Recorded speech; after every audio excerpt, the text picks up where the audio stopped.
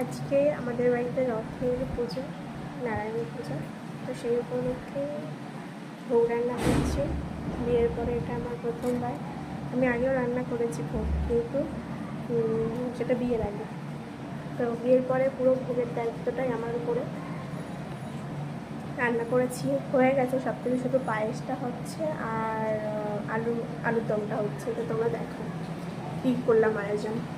এই যে আমি এখানে দুধটা চালটা দিয়ে রেখে দিয়েছি, এখানে আলুর দমটা হচ্ছে, ভালোভাবে হোক। আর দেখাচ্ছি কী কী হয়। এই যে এখানে করেছি, ভাজা, এখনও 2 রকম 3 রকম ভাজা হবে। এই যে করেছি ফ্রাইড রাইস, আর এই যে খিচুড়িটা করেছি, পুরোটা আমি খুলছি না।